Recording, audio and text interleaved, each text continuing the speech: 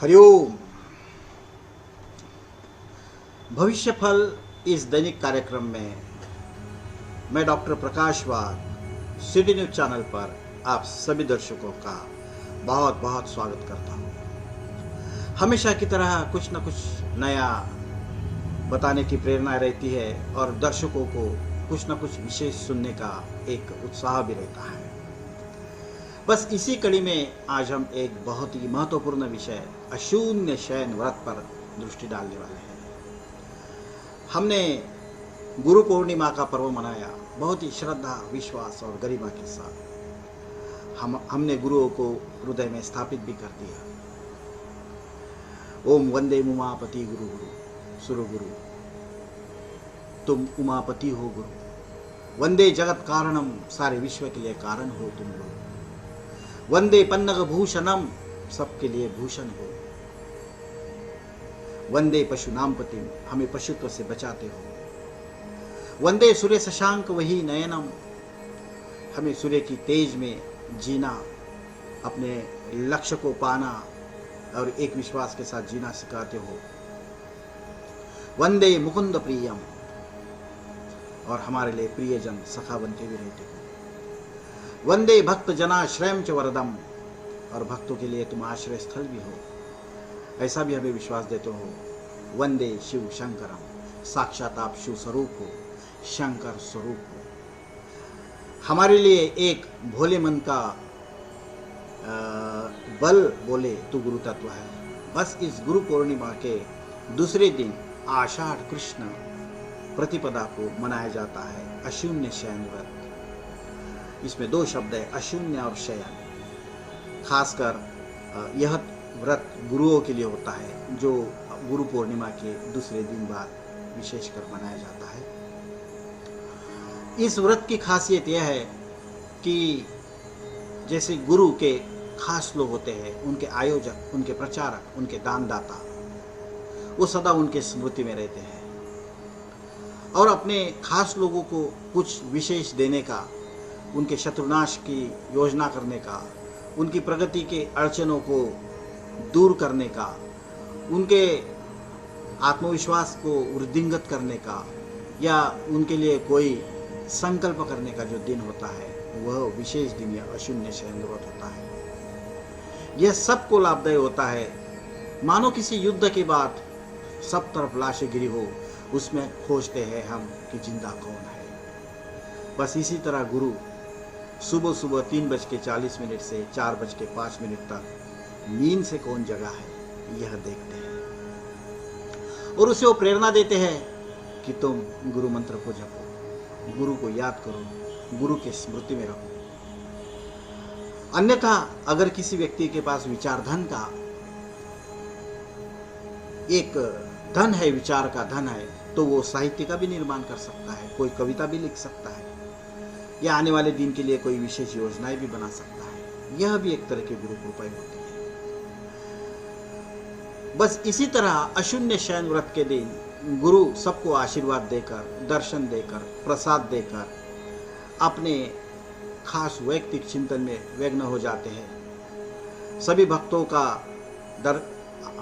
भक्तों को आशीर्वाद देकर, सभी को दर्शन देकर अपने भीतर की शक्ति का एकाकार होकर अनुभव करते हैं। वह अशून्य शयन व्रत है। इसमें अपनी गुप्त साधना को प्रारंभ करते हैं। सभी ऋषि मुनि गुप्त साधना करते हैं। ऋषि मुनियों की गुप्त साधनाओं को तप भी कहते हैं। वैसे तो कहते हैं कि कोई भी कार्य हम 12 साल तक एकाकार होकर करें तो वो तप कहला जाता है, लेकिन जब शिष्यों के गुरु होते हैं, उनके लिए बस एक रात का चिंतन भी एक तप के समान ही होता है।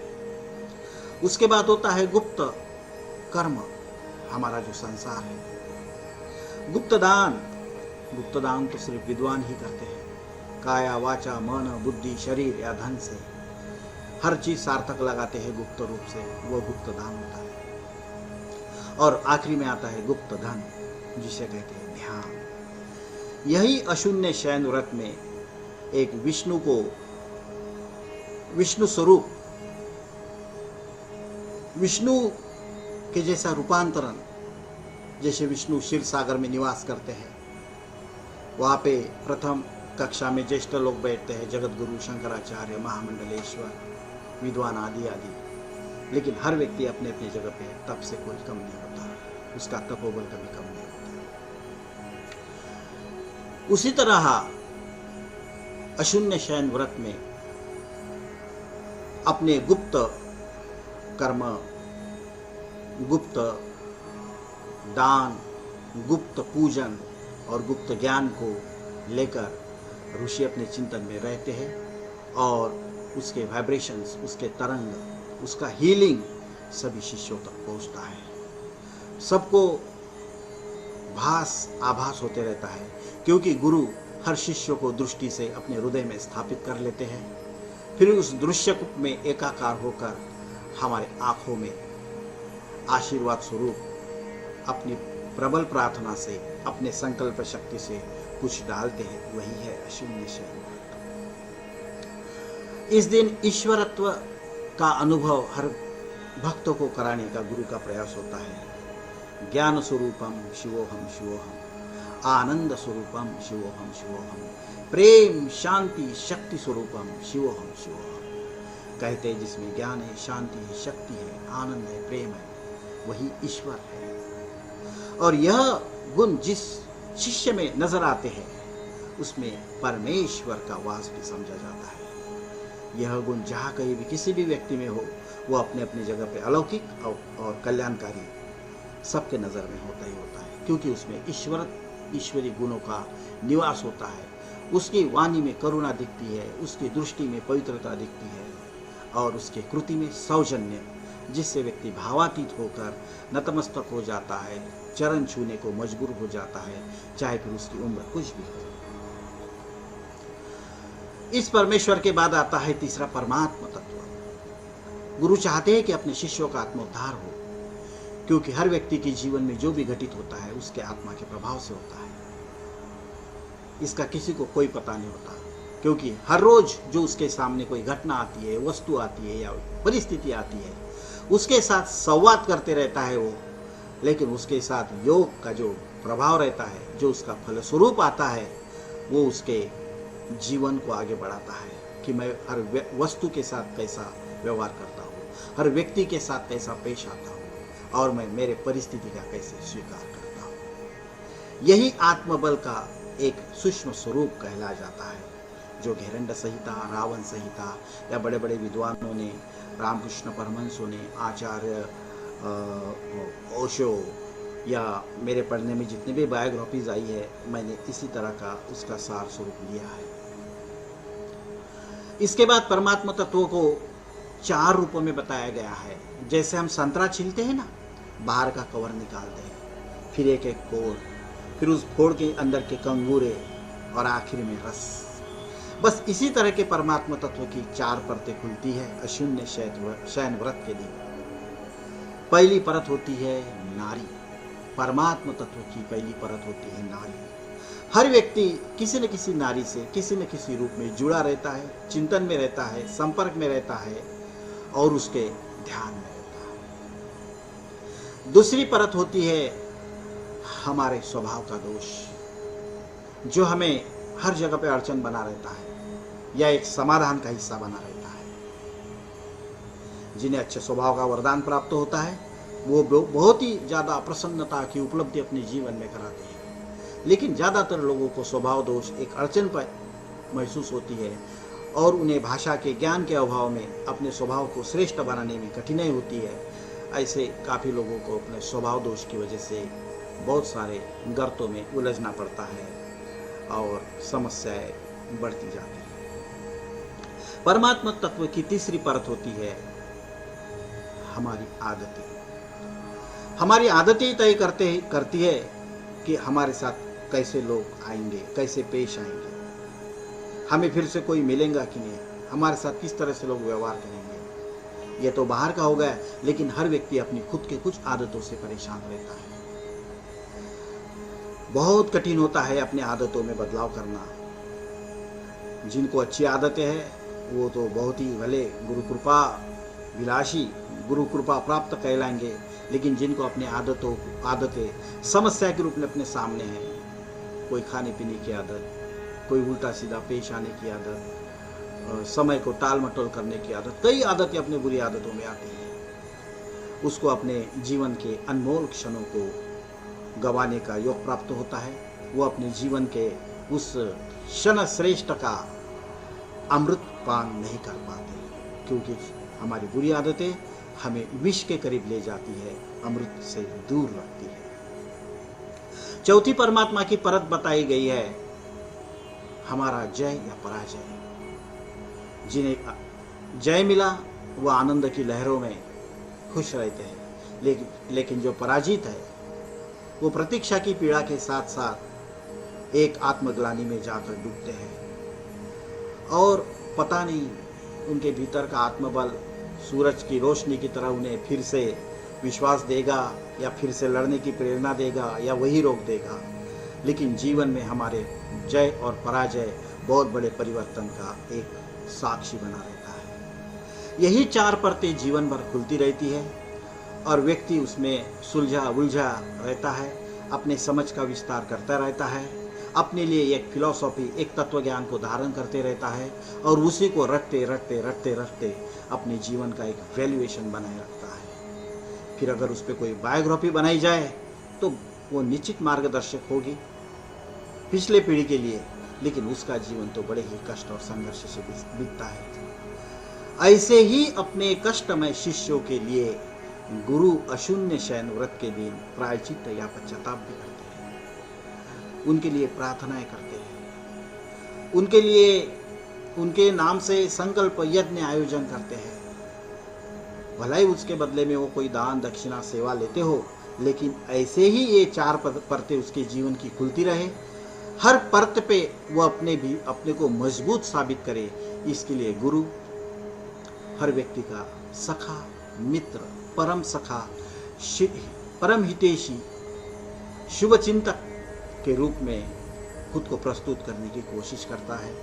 यही होती है गुरु कृपा, यही होता है गुरु का कर्तव्य, यही होता है गुरु का विश्वास। क्योंकि गुरु किसी व्यक्ति की परिधि में नहीं आते, वो सर्व विश्व में व्यापक तत्व है। लेकिन हमें सच्चा शुभ चिंतक जिस माध्यम से प्राप्त हो, चाहे वो धर्म हो, परिवार हो, हमारा समाज हो या हमारे शुभ चिंतक, वो हर व्यक्ति गुरु तुल्य है। हमारे लिए जो शुभ शुभ चिंतन करता है वह अशून्य शयन में है हमारे लिए, और उसकी सूक्ष्म संवेदनाएं हमारे लिए सुरक्षा का कार्य करती है। यही अशून्य शयन व्रत का लाभ है। हम सभी से एक निवेदन करते हैं कि हमारे हिंदू शास्त्र में जो भी पर्व है, त्योहार है, व्रत है, वह बहुमोल अर्थ से भरे हुए हैं। वह काल्पनिक नहीं है, उसके पीछे ऋषियों मुनियों की दिव्य कल्पनाएं, गहन चिंतन समाया हुआ है। जब तक हम उसके मर्म तक नहीं पहुंचते, क्योंकि हर तथ्य कुछ न कुछ सत्य को साथ लेकर आता है। बस आने वाली कड़ियों में ऐसे ही हम सार सूत्र आपके सामने प्रस्तुत करेंगे। हमारे लिए कोई ना कोई, जैसे माता है, पिता है, भाई है, बहन है, मित्र है, सखा है, हमारे लिए अगर गहन चिंतन एकाग्रता में करता है, हमें मदद करने के लिए, हमें दुख से बाहर करने के लिए, हमें कष्ट मुक्त करने के लिए, हमारे लिए सुरक्षा कवच बनने के लिए, वह सभी एक गुरु कृपा का ही परिणाम है। वह गुरु कृपा का ही एक परम कर्तव्य फल है। आज के दिन हमें इस विषय पर बोलने का बहुत आनंद मिला। दर्शकों की तो काफ़ी पसंद ही है, इसलिए मैं बार बार आते रहता हूँ। लोगों का मिलना जुलना चलते रहता है। 25 साल का अनुभव हो गया। सिटी न्यूज़ चैनल का तो बहुत ही सहयोग रहा है। अब हर राशि के बारे में बताता है। यह जो गुरु पूर्णिमा और अशून्य शयन व्रत है, यह मूला नक्षत्र और उत्तराषाढ़ा नक्षत्र, धनु और मकर राशि पर स्थित था, जिन दोनों राशियों पर 7.5 भी थी।